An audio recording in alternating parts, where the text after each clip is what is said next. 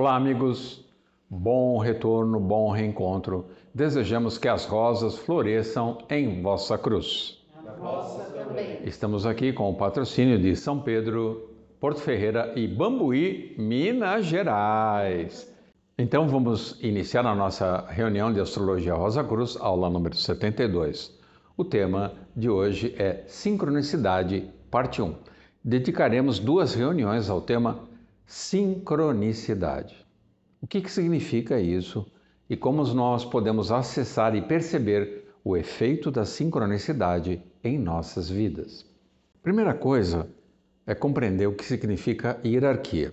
Toda sincronicidade envolve uma cadeia hierárquica, que envolve várias criaturas, vários seres, várias entidades, vários agrupamentos ou hostes espirituais que trabalham para a criação, que trabalham para Deus.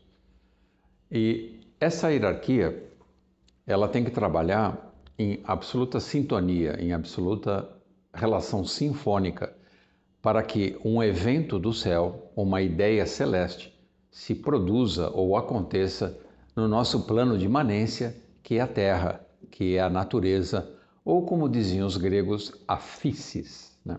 A fisicalidade. Esse mundo onde nós transitamos e evoluímos durante um intervalo de tempo que vai do nascimento até a morte. Então, o que é hierarquia? Hieros é um radical grego que significa sagrado, divino, celestial, transcendente. O que significa arquê? Arquê é princípio, causa raiz, fonte original, ordem, autoridade. Da onde vem, por exemplo, o termo frequentemente usado em psicologia, principalmente psicologia junguiana, arquétipo. Dentro da filosofia Rosa Cruz, o termo arquétipo também é muito importante e diz respeito ao mundo do pensamento. As leis de Deus são eternas, universais e sublimes. A ciência e as leis dos homens são transitórias, parciais e imperfeitas. Porém, na medida que a perfeição celeste aterriza, desce para a realidade humana, tudo que é humano também vai se tornando perfeito. Por isso que Cristo exortou: sede perfeitos, como vosso Pai, que está nos céus, também é perfeito.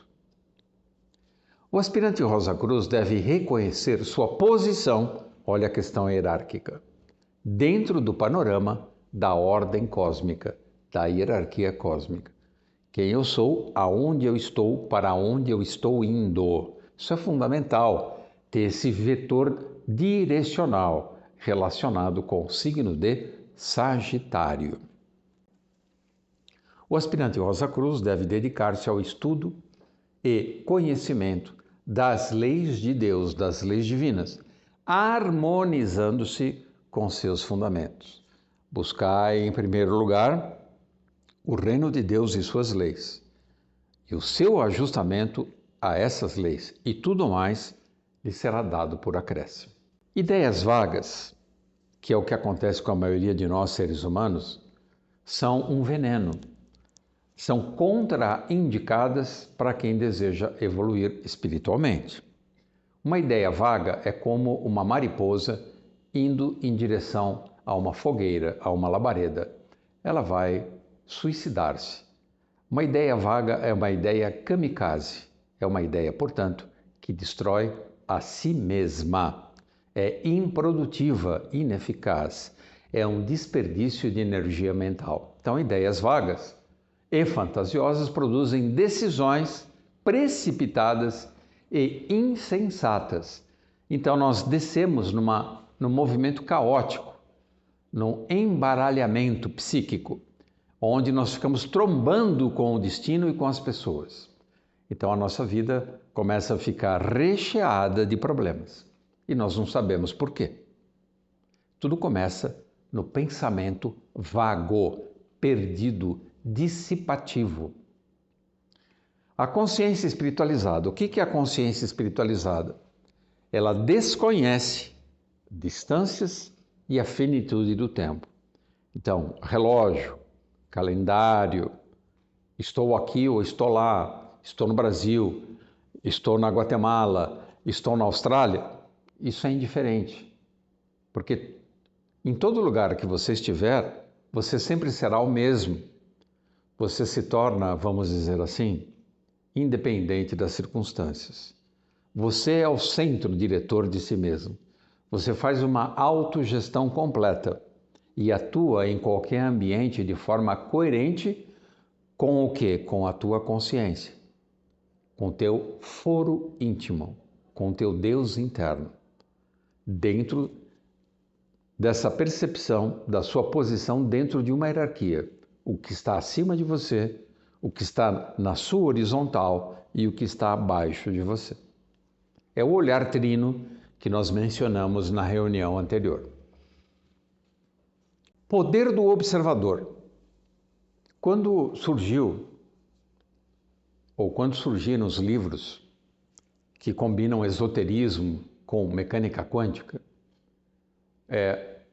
o poder do agora, o poder do observador, a importância da atenção no horizonte de eventos, houve uma febre sobre a nossa capacidade de produzir realidade conforme observamos com atenção os fenômenos à nossa volta. Então vamos falar sobre o poder do observador. A intenção do olhar, isso é importante.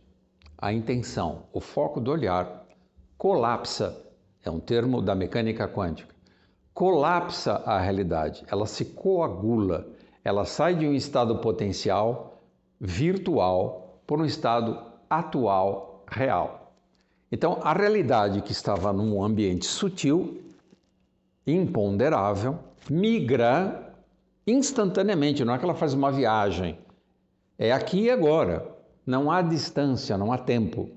Migra do estado potencial para o plano da manifestação, da physis grega. A intenção do olhar pode modelar e dar tangibilidade ao reino da forma. Então, quando eu observo os fenômenos da natureza, tudo que está à minha volta, eu estou coparticipando da criação. Eu sou um co-criador junto com Deus, junto com o Criador Supremo. O reino espiritual, da onde tudo vem, coordena, e eu sou apenas um elo dessa corrente hierárquica, mas tudo começa no plano superior. Esse reino espiritual coordena todos os eventos, toda a cadeia de eventos desencadeados com nossas intenções. Por exemplo, a organização de uma festa.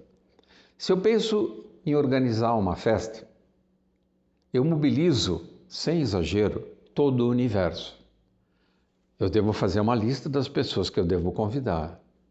De alguma forma, eu estou alterando, entre aspas, o destino dessas pessoas. Eu tenho que reunir o material, o alimento, as bebidas. Eu tenho que produzir um ambiente para receber essas pessoas, seja num ambiente comemorativo, seja num encontro de amigos de natureza estritamente espiritual ou filosófica, não importa. Eu estou mobilizando desde a pessoa que plantou o trigo, da indústria que refinou esse trigo, do local onde eu fui buscar esse produto alimentício para fazer, por exemplo, um bolo ou uma macarronada, não importa. As frutas, as bebidas. Se eu tiver minimamente uma percepção de toda a cadeia que eu envolvi para que essa festa fosse possível, eu ficaria muito, muito maravilhado. Eu mobilizo, na verdade, o universo inteiro. O que muda é o grau de participação de cada casca da cebola.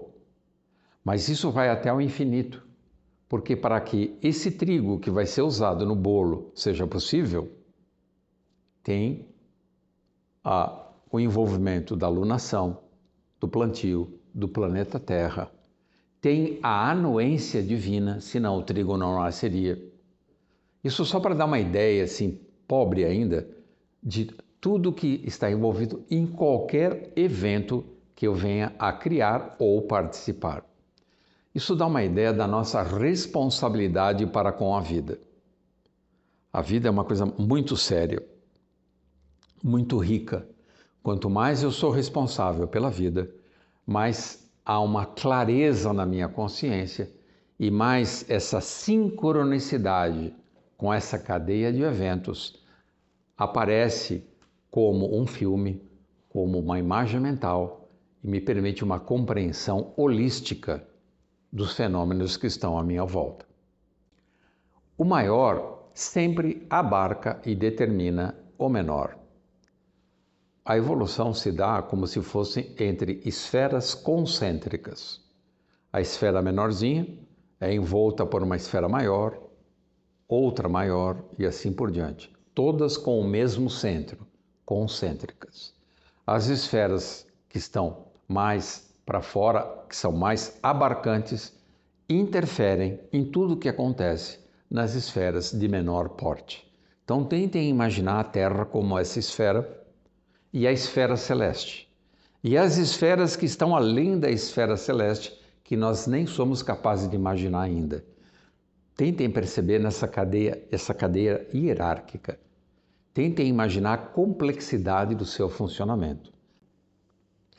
O fluxo dinâmico e contínuo do Espírito Universal torna possível, é ele que torna possível e não nós, não é a nossa vontade, a manifestação de cada fato particular no mundo dos fenômenos, no mundo dos fatos. Cada coisinha, cada detalhe tem sua origem em planos superiores, em esferas superiores. Só para entendermos como que o maior abarca inseparavelmente o menor, vamos pensar no mar, que é um exemplo de oceano, é um exemplo de imensidão. Agora vamos pegar um evento, um fato particular do mar. A onda do mar, que nós podemos observar arrebentando próximo à praia. Tentem imaginar essa onda acontecendo sem a presença do mar. Será que seria possível eu produzir isso artificialmente? Tente reunir água fora do oceano, só uma água, e essa água ser transformada em onda, essa porção de água. Não é possível. Então, não é possível entender a formação da onda no mar sem compreender a dinâmica própria e hierárquica da totalidade do oceano. Isso dá uma ideia de que o verdadeiro pensamento, o pensamento filosófico, o pensamento espiritualizado, ele é abarcante. Ele pensa a totalidade e da totalidade ele migra para a particularidade. O particular, ele está subordinado à totalidade. Do seio do universo emana o poder ordenador infinito, hierarquizado, ajustando cada parte em particular, cada parte ao todo. É como se fosse um quebra-cabeças. Cada pecinha é perfeitamente ajustada, sem sobrar espaço, com a pecinha vizinha. E na medida que você vai compondo essas peças, você vai formar um todo. É esse todo que é a razão de ser de cada peça. Quando você olha só a peça do quebra-cabeça, você não tem como perceber o que ela significa. Só depois de montar todo o conjunto, aí sim, você descobre o propósito daquela peça em particular. Imagina que nós somos essa peça. Como é que você vai saber qual é a sua função dentro desse quebra-cabeça se você não conhece a imagem final, a totalidade? Você fala, mas como é que eu vou conhecer essa peça se eu estou ensimesmado? Se meu olhar está dirigido só ao meu entorno? É exatamente esse o problema. Nós precisamos ampliar a nossa habilidade de olhar, o olhar trino, para baixo, para a profundeza, para o plano horizontal, a amplitude e ascensional, celeste, divino. O olhar trino permite a percepção da totalidade. E isso tem que ser ao mesmo tempo. Por exemplo, se eu sou essa pecinha do quebra-cabeça e acesso à vontade de Deus, eu sei o que Deus deseja de mim nesta encarnação, e o mapa astral ajuda muito a saber isso, eu me encontro melhor, eu me posiciono melhor nas linhas do destino. Eu me torno mais eficiente e eficaz no plano divino. Eu me torno um servo útil na vinha do Senhor. Essa é a ideia do conhecimento aplicado, até chegar na sabedoria. Então, cada pecinha vai se ajustando ao todo, formando o corpo do cosmos. Até eu perceber que essa pecinha que eu sou é um cosmos em miniatura. Aí eu falo, olha que interessante, então, apesar de eu ser micro, eu tenho um macro dentro de mim. Sim, mas ter essa informação não significa que você acesse de imediato essa verdade. O trabalho esotérico, ele existe para que realmente possamos reconhecer o macrocosmos dentro da nossa alma, que é o microcosmos.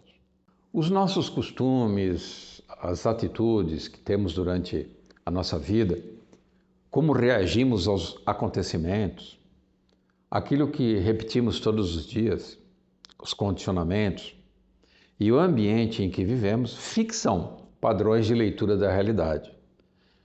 E isso é terrível, porque eu perco a habilidade de flexibilizar, de perceber que está tudo em transformação, está tudo em movimento.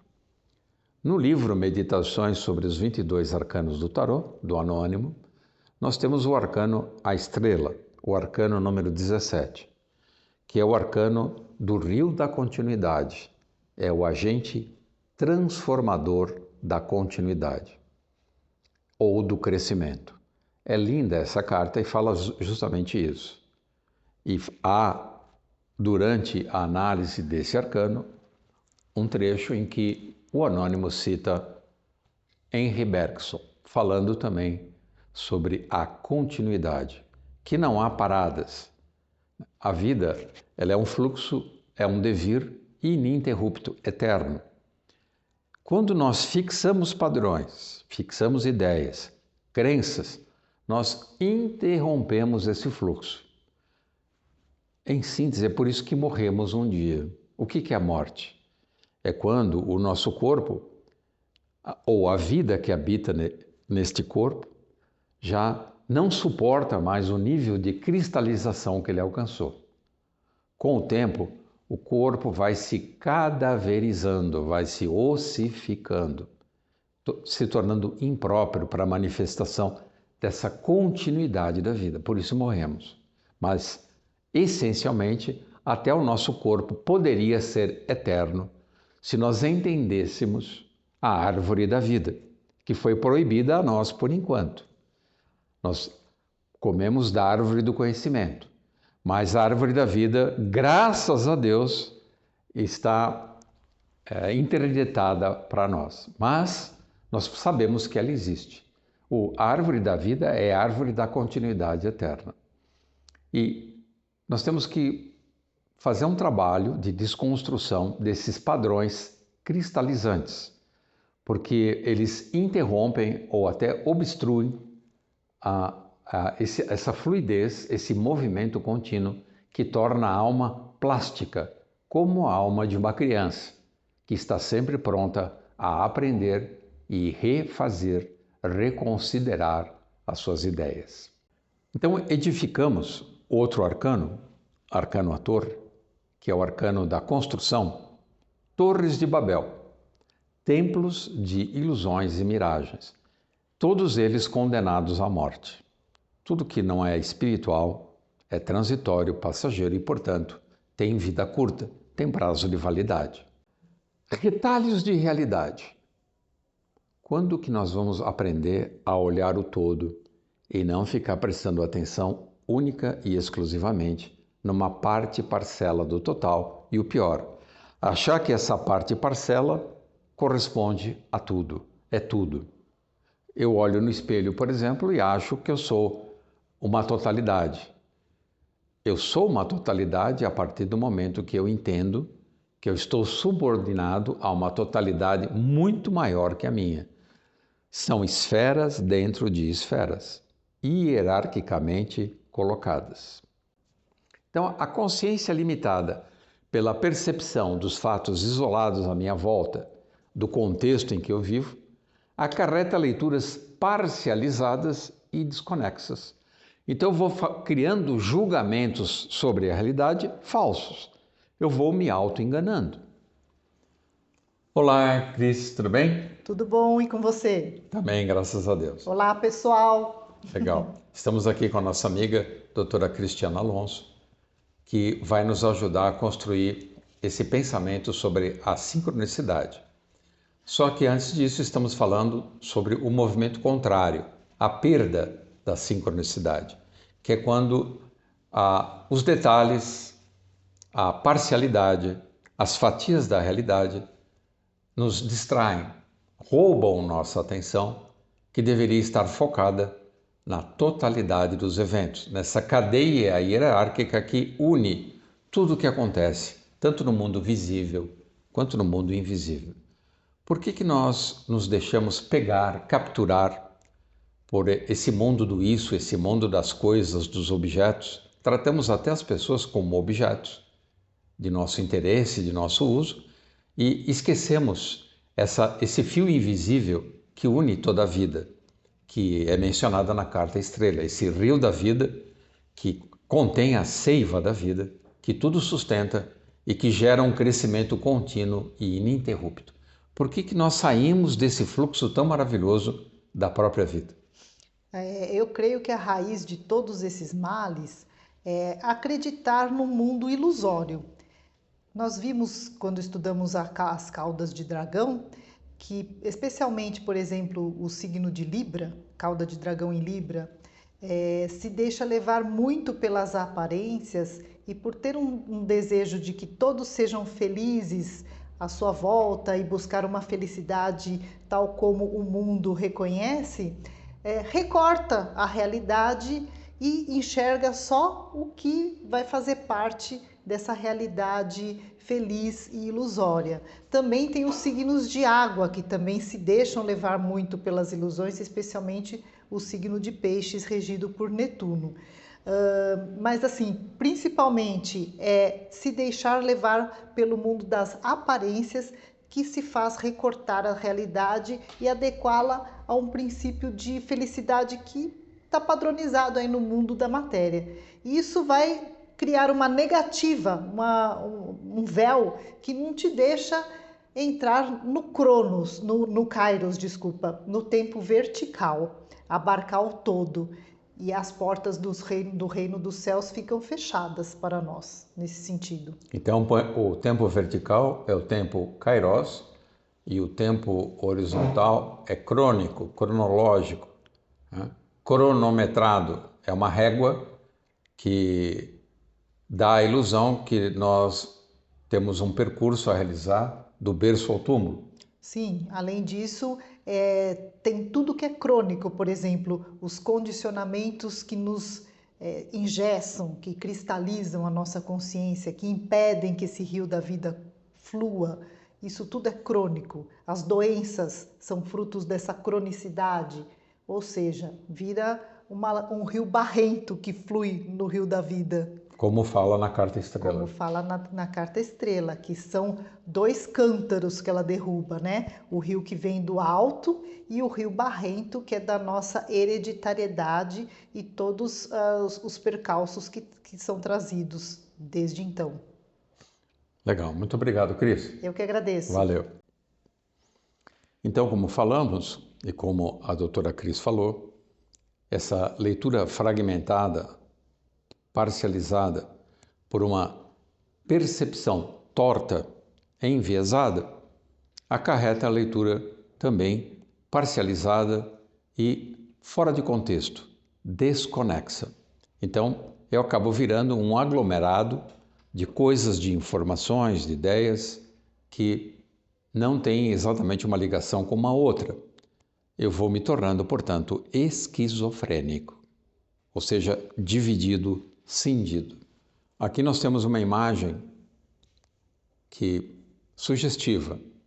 Eu crio uma bolha de realidade, coloco dentro dessa bolha tudo que me interessa, rejeito tudo que eu considero que não vai me fazer feliz, como disse a doutora Cristiana, e essa bolha, o problema dela é que a espessura da casca dessa bolha, do invólucro dessa bolha, aumenta. E a partir de um certo momento, essa bolha vai ficando opaca. Eu nem consigo mais ver a realidade. Então imagina que situação é essa. Eu vou gradualmente construindo, vou colocando cada tijolinho que se transformará no futuro na minha própria prisão. É uma prisão que não tem porta nem janela e, portanto, nem precisa de chave. Os fatos isolados que permeiam as circunstâncias, todas elas, aparecem como fragmentos do real, pedacinhos, induzindo a conclusões inexatas, parciais e, o pior, crenças falseadas. Eu adoto como verdade uma leitura que está perturbada pelo meu olhar míope. Então, eu pego uma imagem de fora, distorço através do meu aparelho visual e interpreto ainda com mais deturpações na minha consciência e armazeno na memória. Olha que horror, que arquivo que eu estou criando dentro da minha alma de leituras inexatas, desconexas, transtornadas. Por isso que a partir de uma certa idade, hoje a gente vê muito no planeta Terra, as pessoas com problemas psicológicos e psiquiátricos. Algumas já nem conseguem dormir mais, precisam de medicação. Tá? Dá pena ver isso. Por quê? Porque é um descuido. A gente vai tocando a vida e não para prestar atenção. O que está acontecendo com a nossa vida, com o nosso corpo, com a nossa consciência, com a nossa alma? Vai vivendo automaticamente. A praga do automatismo. E hoje, inclusive com o celular, é comum você andar na rua e ver todo mundo com o dedinho e o celular. Tal como no filme Her, com Joaquim Fênix. Quem não assistiu, pelo amor de Deus, assista. A atenção reduzida às parcelas do todo implica em dispersão mental. Eu vou deixando de treinar a concentração. Então, quem usa muito o celular, que fica vendo uma quantidade enorme de informações e imagens, está investindo em perturbações mentais futuras, inclusive no Alzheimer. A alienação e desligamento da totalidade, que é o Alzheimer.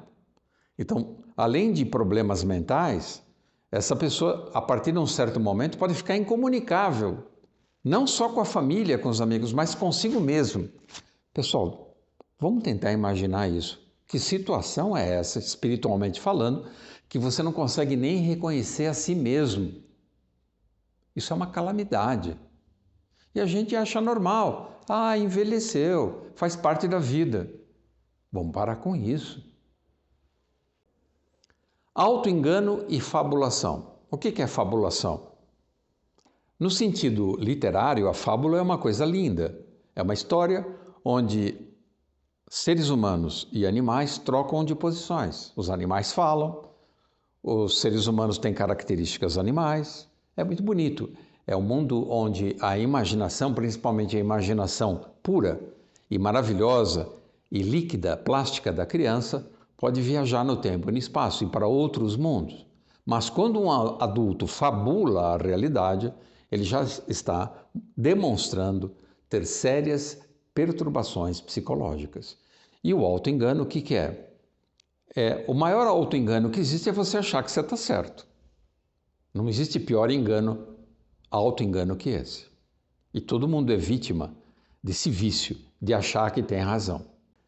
Então, quando eu acho que eu tenho razão, a minha tendência é fixar imagens e conceitos deformados sobre a realidade dos mundos, das pessoas e, principalmente, conceitos deformados sobre si mesmo.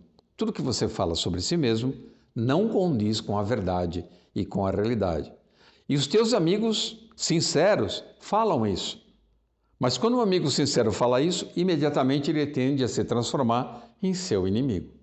Portanto, você só fica envolvido de pessoas falsas que te adulam e reforçam a mentira que você criou para você mesmo.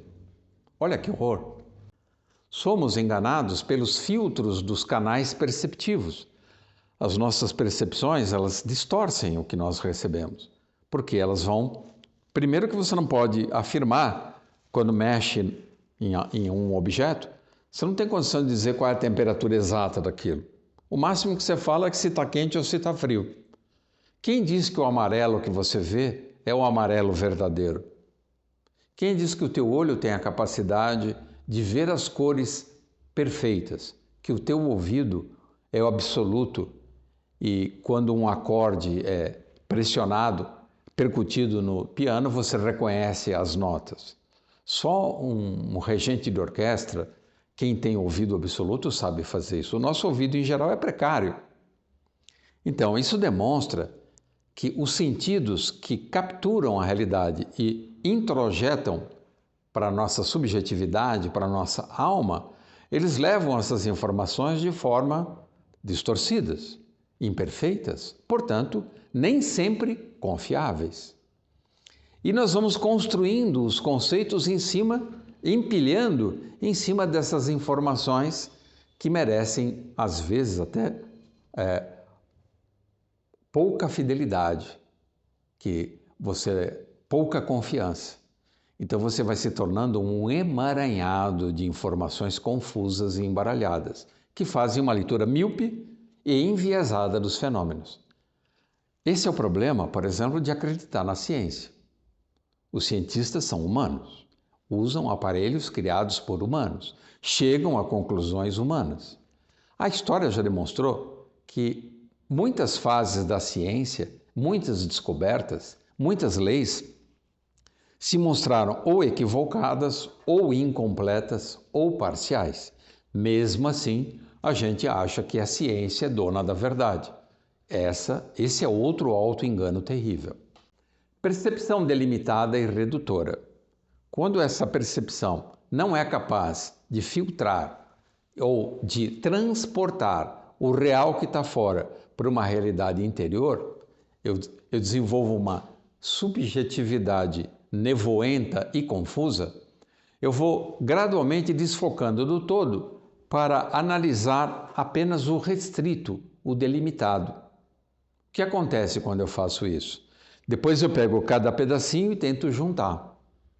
Só que essas peças não se encaixam porque estão deformadas. Então, no que eu me transformo? Num Frankenstein. A minha alma vira um Frankenstein.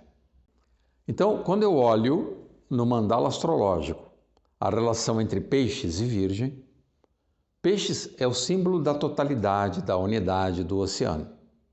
E virgem representa os recortes que eu faço desse todo para analisar, levar no laboratório e estudar cada parte e parcela dessa totalidade. Eu tenho que aprender a fazer o trabalho virginiano, que é maravilhoso, sem perder de vista a unidade oceânica do signo de Peixes. Porque se eu fizer isso, eu vou esquecer que eu não posso compreender a onda sem a presença do mar. Eu vou achar que a onda é um fenômeno isolado. Já começo equivocado. A mente pessoal deve sincronizar-se com a mente universal e tornando-se então holística.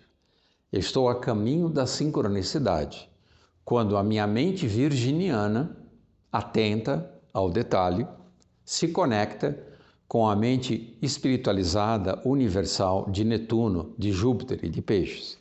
Quando eu faço essa comunhão entre esses signos opostos, eu estou transformando a minha mente e a minha consciência num aparelho holístico. A meta suprema é servir ao ilimitado campo da existência. Então não tem nenhum problema eu observar as partes, desde que eu não crie o vício de separar do todo. A mente coordena com a complexa rede de eventos entrecruzados. Então, essa mente coordenada com essa rede complexa hierárquica me leva para um estado sincrônico e não é mais nem crônico nem anacrônico, é sincrônico. Eu percebo que tudo acontece ao mesmo tempo, tudo, inclusive o passado, o presente e o futuro acontecem ao mesmo tempo. Essa é a percepção mais maravilhosa, é uma percepção espiritual. O eu-mente, a minha inteligência, o meu aparelho mental, sincroniza-se com a mente universal e torna-se, portanto, holística. Holos quer dizer tudo. Interesse e intenção.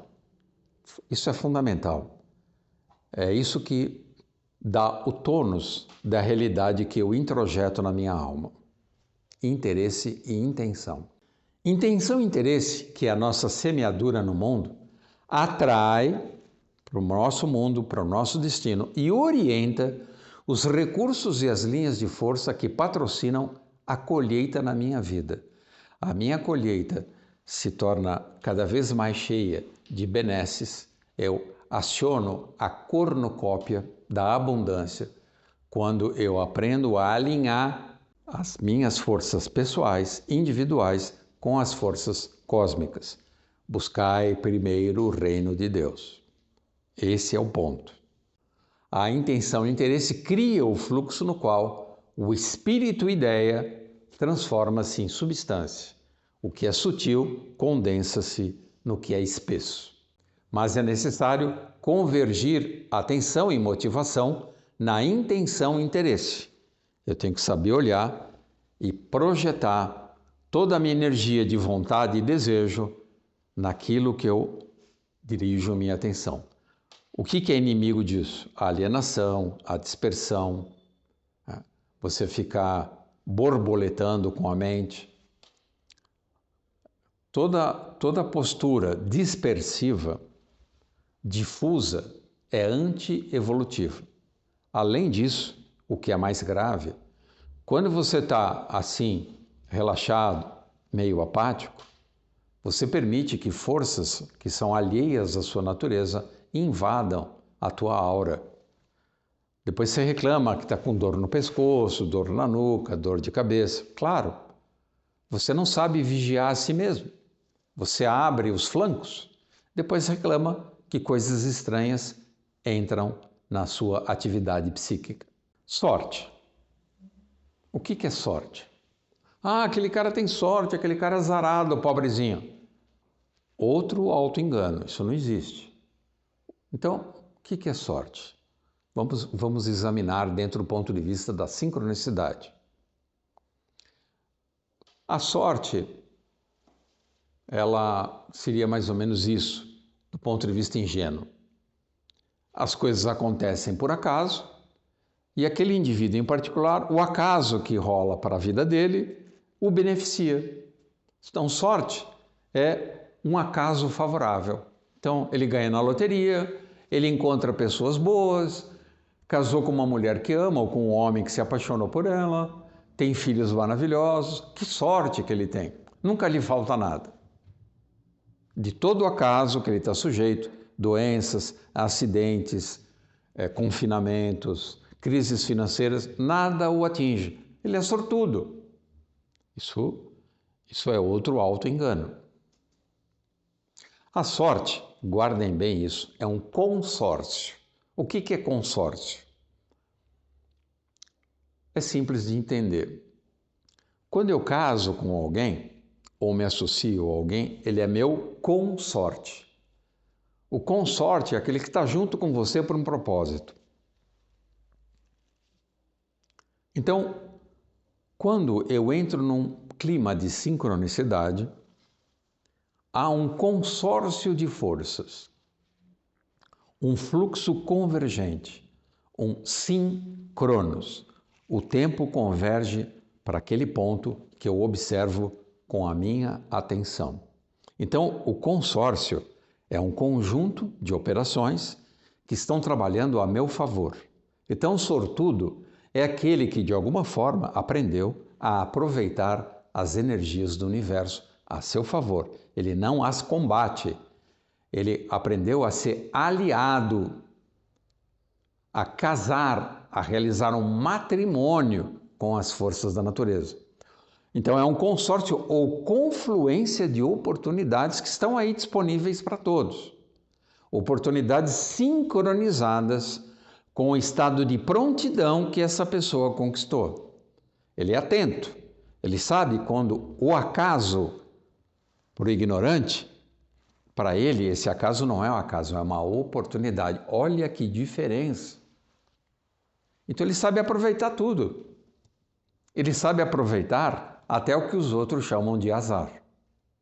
Quanto mais improvável a coincidência, maior a evidência do extraordinário. Então, quando essa pessoa que tem sorte, ele precisa de um carro, né? Ele ficou sem carro de repente, ele precisa urgentemente de um meio de transporte. Ele sai na rua e o vizinho fala, olha, eu vou viajar, você não quer ficar com o meu carro uma semana? Isso acontece para ele. Aí você fala, como?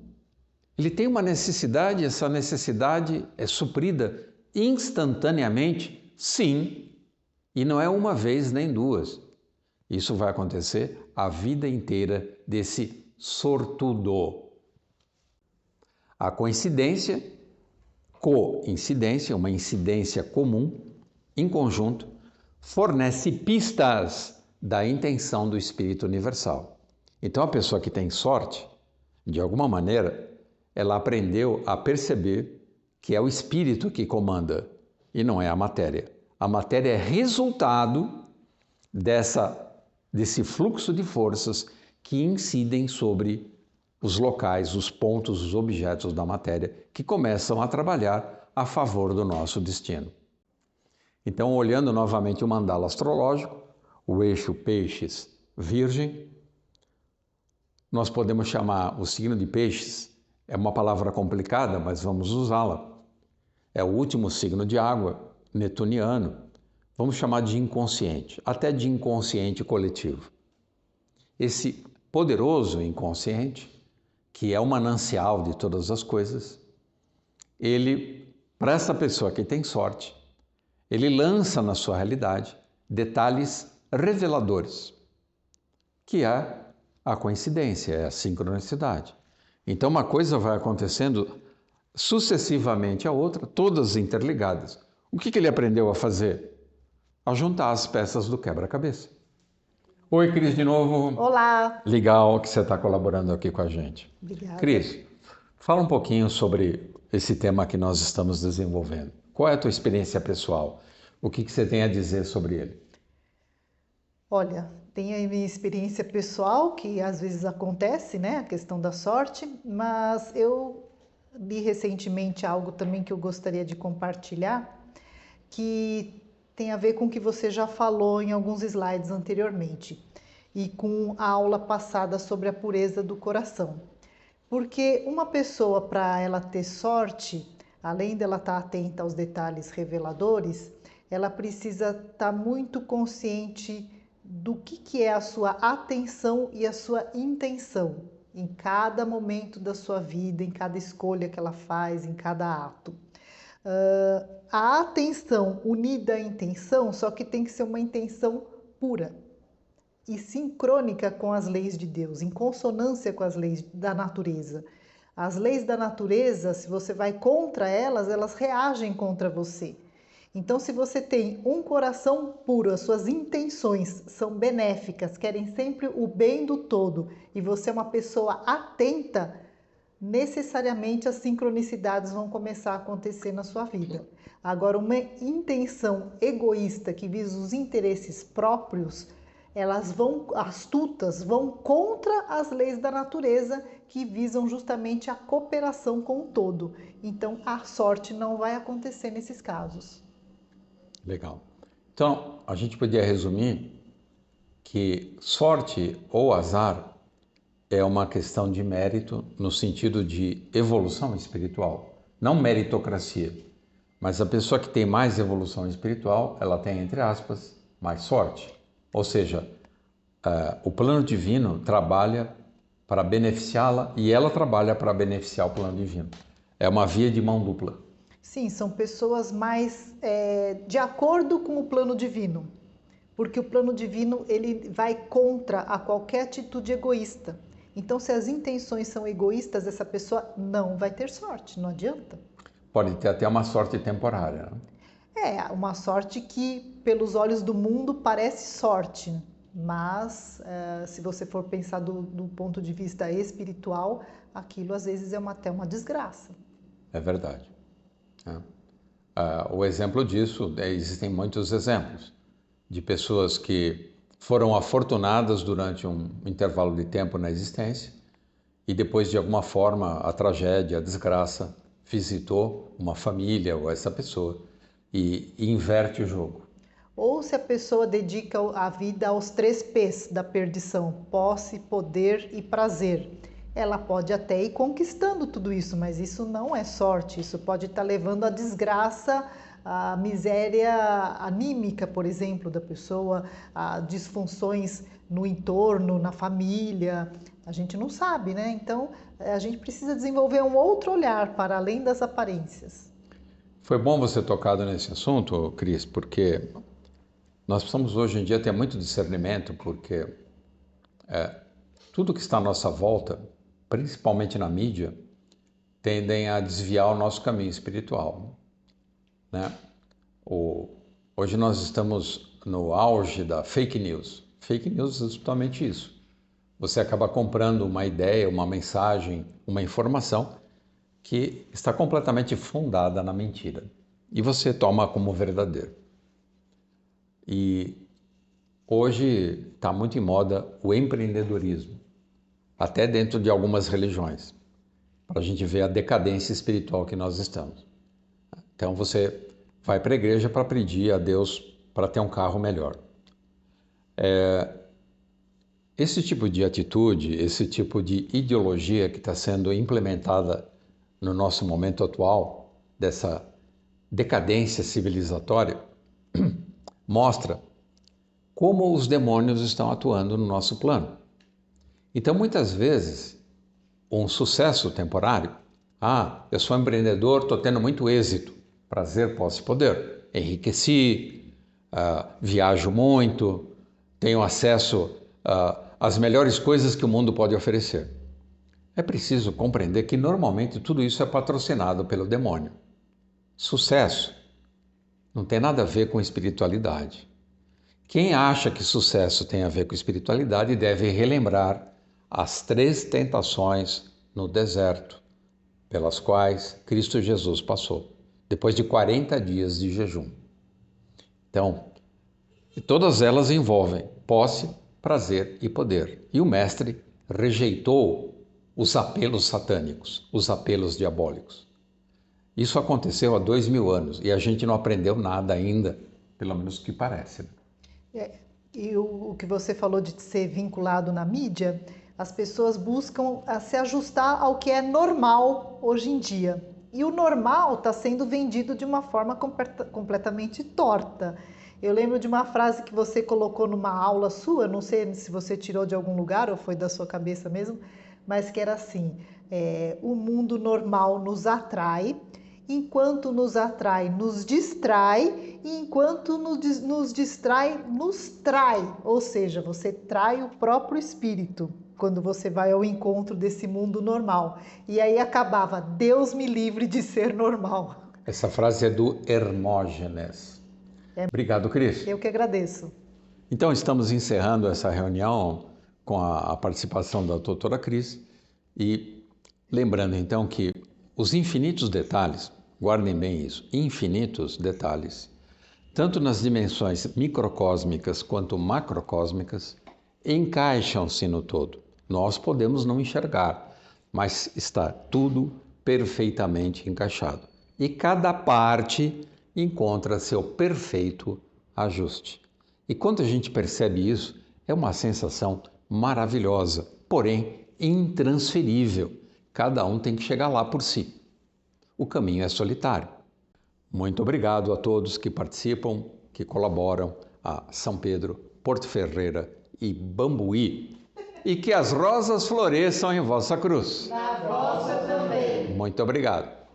Se você gostou do nosso vídeo, se inscreva no canal e ative o sininho. E compartilhe com os amigos. Que as rosas floresçam em vossa cruz. Na vossa também. Obrigado.